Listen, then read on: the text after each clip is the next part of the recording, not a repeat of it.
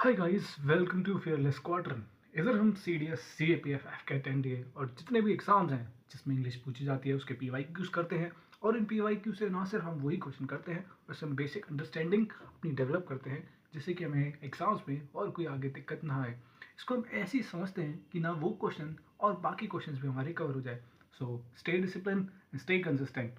और आइए शुरू करते हैं, लेट्स बिगिन। शुरू करने से पहले अगर आपको ये वीडियो अच्छी लगे तो लाइक एंड सब्सक्राइब करना ना भूलें। फर्स्ट क्वेश्चन एंटोनिम्स है। तो इंग्लिश में एंटोनिम्स एंड सिनोनिम्स बार बार पूछे जाते हैं, और जो कैंडिडेट्स हैं वो एंटोनिम्स एंड सिनोनिम्स में काफ़ी कंफ्यूज हो जाते हैं कि एंटोनिम्स का मतलब क्या होता है या सिनोनिम का मतलब क्या होता है। तो एंटोनिम्स का मतलब होता है ऑपोजिट और सिनोनिम का मतलब होता है सिमिलर। तो S for similar, the antonyms is opposite. ठीक है। पहला क्वेश्चन है, she accepted the prospect of a medical treatment with equanimity. अब इसमें इक्वानिमिटी का ऑपोजिट चाहिए हमें, सिमिलर वर्ड नहीं चाहिए, ऑपोजिट। तो इसने क्या बोल रहा है कि उसने एक्सेप्ट किया prospect of a medical treatment with equanimity. तो इसका मतलब क्या होगा? ट्रैंक्विलिटी, एजिटेशन, कंपोजर या प्लेसिडिटी। तो आइए आंसर देखते हैं इसका। आंसर है इसका एजिटेशन। एजिटेशन इसका ऑपोजिट है। ट्रैंक्विलिटी, कंपोजर और प्लेसिडिटी इसके सिनोनिम है। तो इस क्वेश्चन से हमने इक्वानिमिटी के सिनोनिम्स पढ़ लिए कि ये सिनोनिम्स है, और एक इसका एंटोनिम है। इक्वानिमिटी का एंटोनिम जो है वो एजिटेशन है, और कंपोजर और प्लेसिडिटी और ट्रैंक्विलिटी इसके क्या हो गए? सिनोनिम। ठीक है। नेक्स्ट क्वेश्चन पे चलते हैं। नेक्स्ट क्वेश्चन है, he had been vehement in opposing the idea. तो वेहमेंट का हमें यहाँ पे ऑपोजिट चाहिए, आर्डेंट, सबड्यूड, फेर्वेंट या इम्पैशन्ड। तो इसका आंसर है ऑप्शन बी, सबड्यूड। तो he has been subdued in opposing the idea.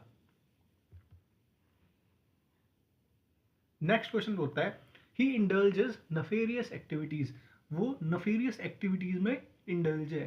तो फ्लेजिशियस, एक्सरेबल, एडमायरेबल या एडमोनाइबल। तो इसका आंसर है option C, admirable.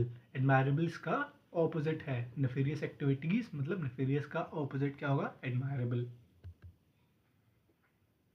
Next question है, when he was born his family was indigent. जब वो पैदा हुआ उसकी फैमिली इंडिजेंट थी। इंडिजेंट का मतलब क्या है? यहाँ पे देखिए चार ऑप्शन दे रखे हैं, इसका ऑपोजिट ढूंढना है हमें। पिटेंशियस, इम्पेक्यूनियस, एफ्लुएंट या रूंड। तो इंडिजेंट पर्सन होता है, सो देखा होगा आपने, जिसके पास पैसा नहीं होता।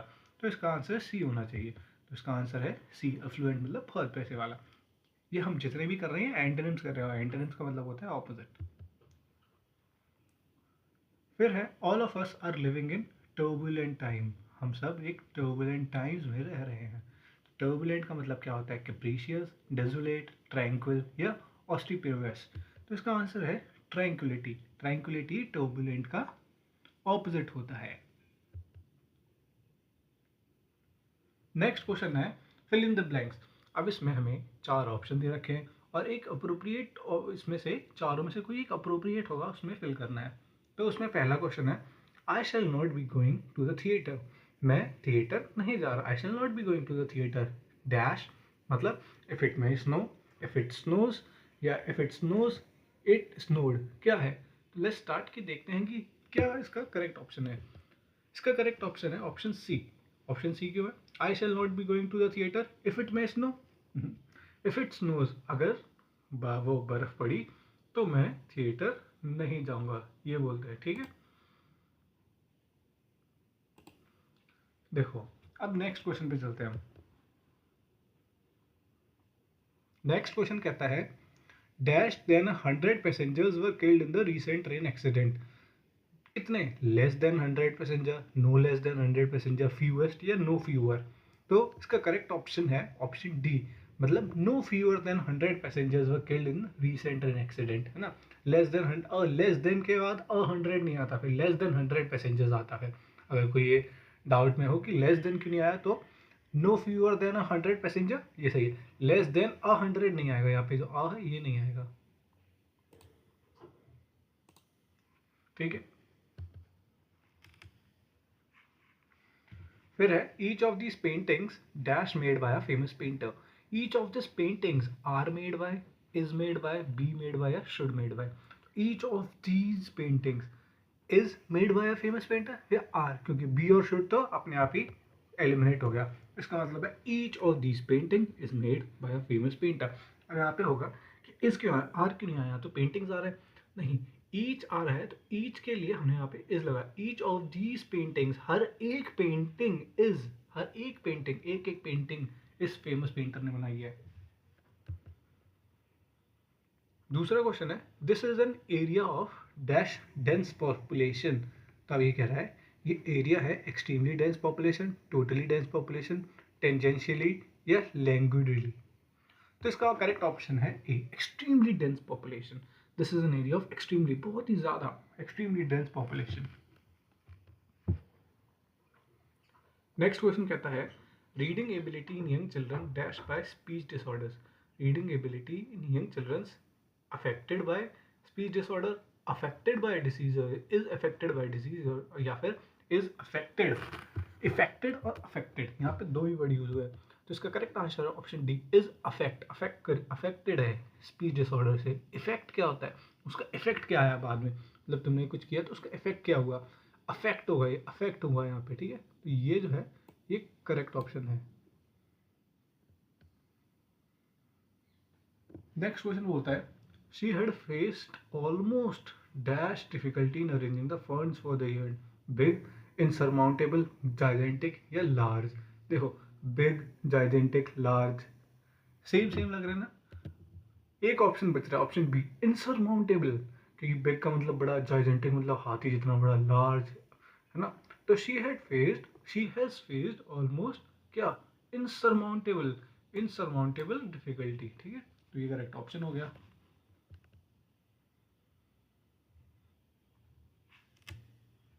नेक्स्ट क्वेश्चन बोलता है our school building is dash dilapidated. Our school building is visibly dilapidated, our school building is little dilapidated, our school building is deeply dilapidated, या our school building is satisfactorily. तो मतलब इसका क्या option होगा, तो our school building is visibly dilapidated. ठीक है, ये ऑप्शन करेक्ट है. ऑप्शन नंबर ए जो है वो एकदम करेक्ट है. नेक्स्ट क्वेश्चन बोलता है Ranikhet is a place of remarkably dash beauty. Scenery, scenic, scenically. ये तो इंपॉर्टेंट और मोस्ट इंपॉर्टेंट क्वेश्चन कह सकते हैं इसे, और ये इजीएस्ट क्वेश्चन भी है कि रानीखेत कैसी है, एक सीनिक ब्यूटी है. सीनिक पिक्चर जब भी आप लेते हैं तो ऐसा होता है सीनिक पिक्चर्स. तो ये इसलिए इसका ऑप्शन है B, correct answer. Next question बोलता है the criminal on the run managed to capture by the police officer. The criminal on the run managed to evade, slip, run away. देखो invade कैसे होगा, evade मतलब भाग जाना, slip कैसे होगा, run away भी हुई. तो इसका आंसर होगा ऑप्शन नंबर बी, evade. ठीक है. नेक्स्ट क्वेश्चन कहता है I am dash on the ambitious project of learning one new language every year. I am selling on the ambitious project, I am embarking, I am adventuring, I am concurring. Selling, I am selling on the ambitious project. Embarking journey होती है कोई एक कि जिसे embarking, तो इसलिए embarking इस मतलब जो एक साल की मेरी पूरी जर्नी है उसमें मैं एक और न्यू लैंग्वेज हर साल सीखने जा रही हूँ. अब आ गया idioms एंड phrases. ये बहुत ही ज़्यादा इंपॉर्टेंट है. CDS, CAPF, FCAT. CAPF में तो नहीं, लेकिन CDS और NDA में, FCAT में भी बहुत बार पूछा है. तो walking on eggshells. Walking on eggshells का मतलब क्या होता है, केयरफुल नॉट टू ऑफेंड और upset others, walking with great care, making a noisy entry, undertaking an uncomfortable journey. तो वॉकिंग ऑन एक्सेल का मतलब होता है केयरफुल नॉट टू ऑफेंड और अपसेट अदर्स. मतलब ऐसा काम कर रहे हैं आप कि आपको केयरफुल रहना पड़ेगा जिससे कि कोई ऑफेंड नहीं हो जाए या किसी को वो अपसेट नहीं हो जाए आपके काम से. तो ऑप्शन ए जो है इसका एकदम करेक्ट आंसर हो जाएगा. नेक्स्ट क्वेश्चन बोलता है feather your own nest. Feather your own nest तो क्या है, to make one's lodging comfortable, to make money for oneself by way of dishonest means, to look at something with a lot of pleasure, या to make something more important than it really is.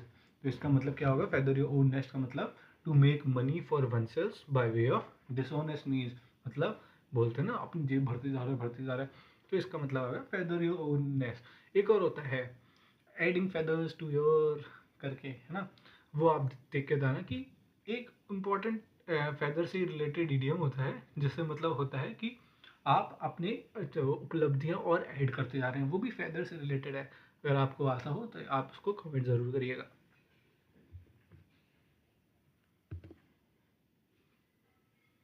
दूसरा है neither fish nor fowl, ना fish ना तो fowl, difficult to describe or classify, मतलब ये इतना difficult है कि वो डिस्क्राइब भी नहीं कर सकता ना क्लासिफाई किया जा सकता। नाइदर दिस नॉर दैट, ना तो ये मिला ना वो मिला। स्ट्रिक्ट रूल्स एंड रेगुलेशंस या feel awkward because of unfamiliarity, तो इसका करेक्ट ऑप्शन है option number A, difficult to describe और classify, neither fish nor foul.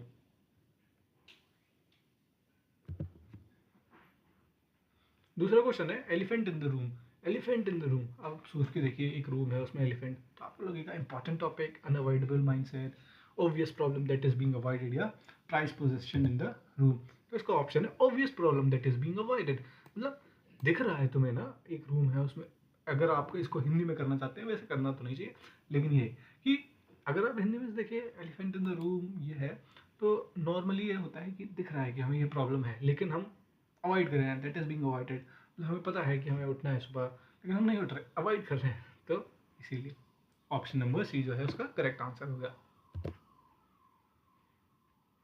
फिर the ship has sailed, ship चली गई, the matter is carried over, the matter is decided, the opportunity has passed या seeking new opportunities, तो ये भी बहुत important और बहुत ईजी सा है। ऑप्शन सी जो है the opportunity has passed, opportunity तो निकल गई है, द शिप हैज सेल्ड, तो ये ऑप्शन सी जो है करेक्ट आंसर हो जाएगा इसका। अब आते हैं ordering of words in a sentence, ordering, है ना, तो ऑर्डरिंग का सबसे इम्पोर्टेंट है कि हमें देखना होता है कि कौन सा, जैसे पी है, आर है, क्यू है, एस है, तो अब इसमें है पी भी आ रहा है, क्यू भी आ रहा है, आर भी आ रहा है, एस भी आ रहा है, तो इसमें देखा जाए ऑप्शन सी जो है वो करेक्ट आंसर है। तो ऑप्शन सी कैसे, लेट्स स्टार्ट। देखो सबसे पहले है इसमें R, constitution lays down certain, क्या कॉन्स्टिट्यूशन क्या ले डाउन करता है, fundamental to the governance of the state, of the state कैसे आ जाएगा, सीधा सर्टेन है ना, तो है कॉन्स्टिट्यूशन लेज डाउन सर्टेन, फिर क्या है यहाँ पे चलो, directive principle of state policy which though not justiciable, are, फिर हम आएंगे क्यू पे, आर क्या, R fundamental to the, R, R ऊपर है क्यू, देखो आर के बाद हम गए पी पे, पी पे हम आए क्यू पे, फिर देखो constitution lays down certain directive principle of state policy which though not justiciable are fundamental to the governance of the country and it is the duty, duty किसकी, फिर आएगा ना ड्यूटी किसकी है, of, duty of the state to apply this principle in making laws, तो ये एकदम सही हो गया। ऐसे ही हमें ऑप्शंस को ही देख के, हम ऑप्शन देखेंगे ना, जैसे अब देखो ऑप्शन नहीं देखते, पी क्यू आर एस सीधे directive principle state policy which though not are justiciable are fundamental to the governance all country and it is the duty, फिर क्या है पी के बाद क्यू, फिर है और ड्यूटी द कॉन्स्टिट्यूशन लीडर, तो ये बहुत ही ऑकवर्ड लगेगा अगर हम ऑप्शन ए देखें, तो इसलिए करेक्ट ऑप्शन जो है वो ऑप्शन नंबर सी है। नेक्स्ट क्वेश्चन है ये same, are evolving rapidly the geopolitical and geoeconomic landscape in a multipolar world, तो देखो एस नहीं आएगा, in a multipolar world is, in a multipolar world is dynamic, ऐसे अभी हम एलिमिनेट करें तो ऐसे समझ नहीं आ रहा, where aspect the geo are evolve the geopolitical and geoeconomic landscape, है ना, तो देखते हैं इसको, ऑप्शन नंबर बी सबसे पहले आएगा Q, the geopolitical and geoeconomic landscape, ठीक है, ये हमें पता चला, ठीक है, ये हमारा पहला हो गया, हमें समझ में आ रहा है।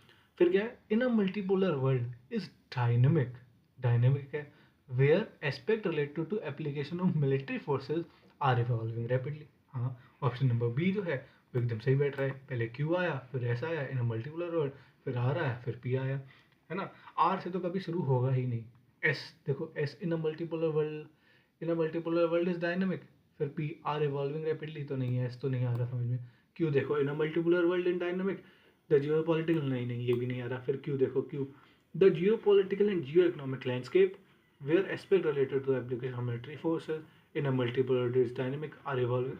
तो ये कोई सेंस नहीं बनाता, तो ऑप्शन बी जो है वो करेक्ट आंसर है इस क्वेश्चन का।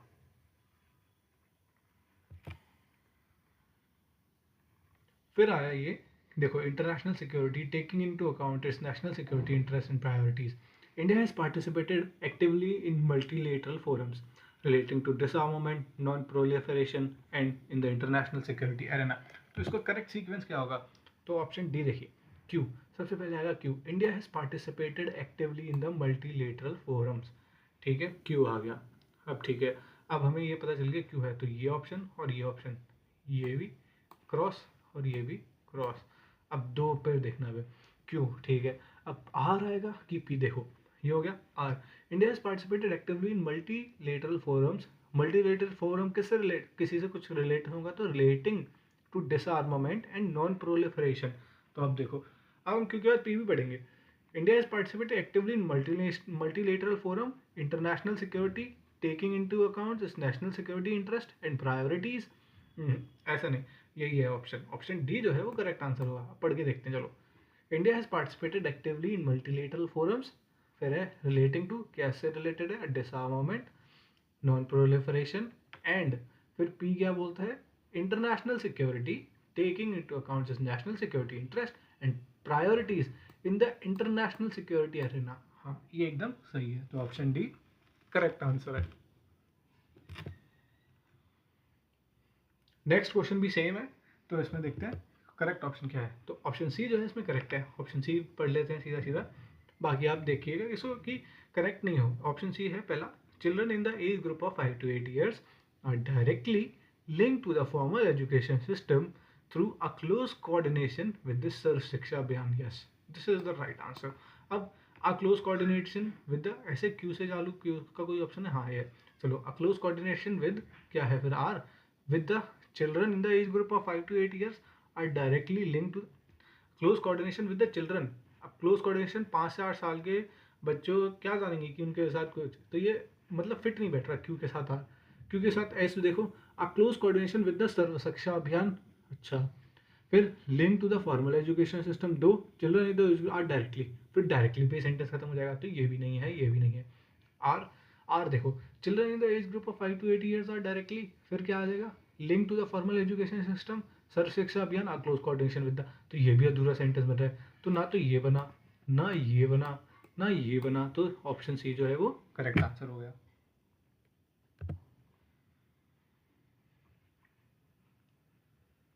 नेक्स्ट क्वेश्चन है, our spiritual heritage and has become part of practice as part of healthy lifestyle, yoga is been. अब देखो, पी, पी क्या बोलता है, आवर स्पिरिचुअल हेरिटेज, पी कितने में आ रहा है, दो में, एलिमिनेट करते हैं पहले।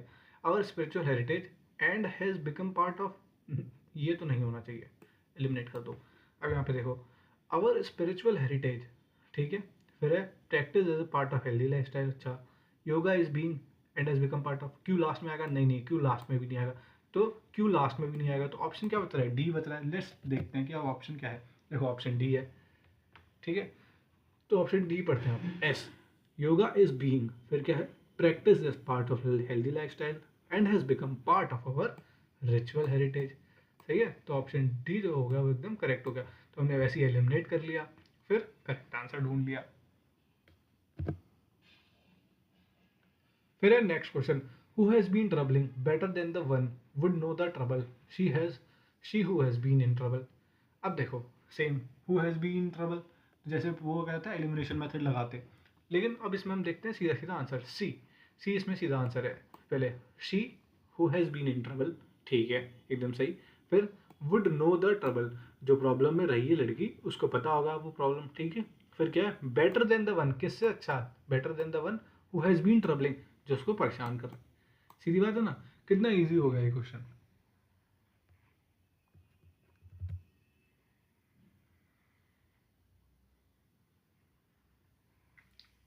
नेक्स्ट क्वेश्चन है, all that glitters is not gold, the speaker reiterated before the audience is still valid the facts that the old epithet। अब कितना टूटा टूटा है, अब क्यों करें, the speaker reiterated before the audience is still valid, क्या valid, all that glitter is not gold the fact that the old epithet as last में नहीं आएगा, हमें इससे ये पता चल गया, तो ये तो गया काम से। अब आर आर जो हमें आ रहा है, अब यहाँ देखते हो, the speaker reiterated before the audience. अच्छा क्या, the fact that the old epithet जो है क्या, फिर आगे देखो, all that glitters is not gold is still valid. अच्छा, तो ऑप्शन बी जो है हमें वो एकदम करेक्ट लग रहा है। नेक्स्ट क्वेश्चन है, a decade sooner than 2050 that the population will peak. The second scenario suggests at 8.5 billion by 240. चलो देखते हैं इसको भी। P, a decade sooner than 250 2050 मतलब, फिर है क्या S, at 8.5 billion by 240। ऐसा सही नहीं लग रहा, तो देखो ऑप्शन बी ये करेक्ट आंसर है। कैसे, द सेकेंड सिनेरियो, देखो द सेकेंड सिनेरियो सजेस्टेड, क्या सजेस्टेड, देखो क्यों है फिर, that the population will peak, the second scenario suggested that the population will peak, population peak कब होगी, एट 8.5 बिलियन बाय 240 या अ डिकेड सूनर देन 2050। तो ऑप्शन जो बी है वो एकदम करेक्ट आंसर हो गया। फिर नेक्स्ट क्वेश्चन है, turbulent times not only during war and peace is always the one only alternative but also during peaceful times. तो इसका करेक्ट ऑप्शन है ऑप्शन नंबर सी। तो ऑप्शन नंबर सी देखते हैं। जैसे मैंने आपको अभी एलिमिनेशन मेथड बताया था वो करके देखिएगा, उसमें थोड़ा टाइम लगता है लेकिन हो जाता है। मतलब हमें शुरुआत के दो में ही पता चल जाता है कि देखो not only during war and, तो ये तो पता चल जाएगा, एंड तो लास्ट में नहीं आएगा, तो क्यू एलिमिनेट क्यू एलिमिनेट। अब हमें दो ही देखने हैं, ठीक है, तो सी देखते हैं। R, peace is always the only alternative, हाँ सही लग रहा है। फिर Q, not only during war, peace सिर्फ एक वॉर में ही नहीं, वॉर एंड लगा हुआ है, अब इसके बाद कुछ जरूर आएगा। फिर एंड क्या, टर्बुलेंट टाइम, हाँ but also during peaceful time, war में ही नहीं पीसफुल टाइम में भी एक जो पीस है वो एक ऑल्टरनेटिव की तरह काम करता है। हाँ सी एकदम सही आंसर हो गया।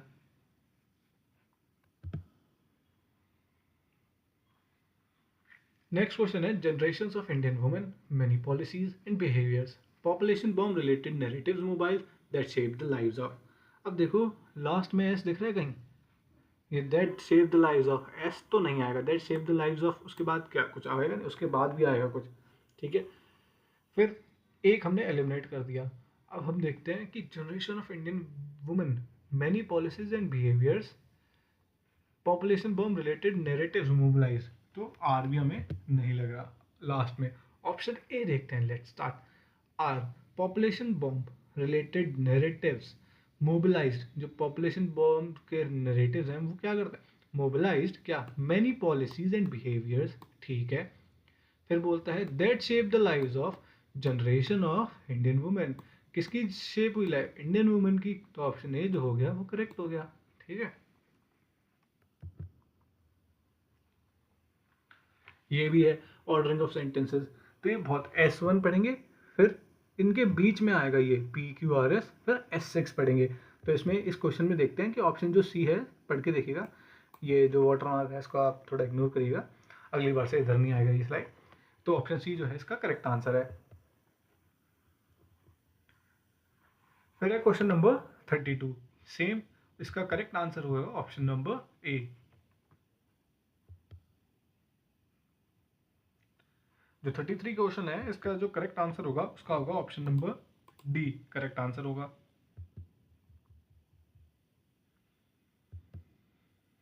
इसका ऑप्शन नंबर ए 34 का, आप इसको S1 को पढ़िएगा, फिर ये जो करेक्ट ऑप्शन है इसको ऐड करिएगा इसमें, और S6 पढ़िएगा।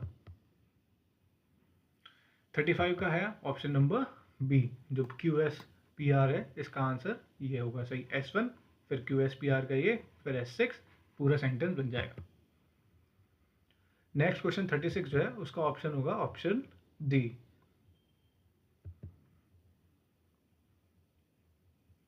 37 का जो करेक्ट ऑप्शन है वो है ऑप्शन नंबर सी, ठीक है। अगली बार से ऐसा करेंगे कि एक्सप्लेनेशन साथ में डालेंगे जिससे कि थोड़ा अच्छे से एक्सप्लेन कर सकें।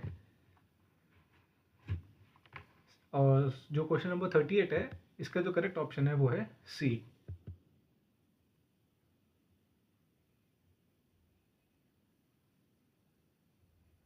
39 डिजिटल लॉकर के ऊपर है S1 S6, तो इसका करेक्ट ऑप्शन है ऑप्शन नंबर ए PSQR। जो PSQR है इसका ऑप्शन आप P पढ़ेंगे, फिर उसके बाद Q पढ़ेंगे, वो S पढ़ेंगे, फिर उसके बाद Q पढ़ेंगे और फिर उसके बाद R पढ़ेंगे, उसके बाद S6। मतलब S1 पढ़ा, फिर ये करा, फिर S6, तो आपको एकदम करेक्ट आंसर मिल जाएगा।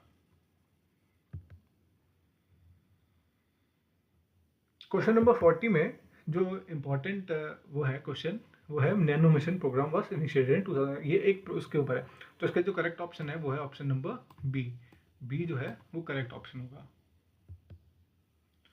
ये हमने क्वेश्चन 40 क्वेश्चन हमने इसमें कर रहे हैं, इसलिए मैंने 40 के वो कर रहे हैं कि ज़्यादा प्रेशर ना आए और हम इसको जल्दी से जल्दी सॉल्व कर सकें। तो पार्ट 2 जो है इसका, पार्ट 2 जल्दी आ रहा है, तो stay tune on this channel. अगर आपको सही लगे, अब इसमें एक्सप्लेनेशन भी जोड़नी है, क्योंकि बिना एक्सप्लेनेशन के ये सिर्फ एज अ करेक्ट आंसर लग रहा था, तो इसमें थोड़ी एक्सप्लेनेशन जोड़ के हम इसको और अच्छा बनाने की कोशिश करेंगे। तो ठीक है, फिर Jai Hind, good night and bye.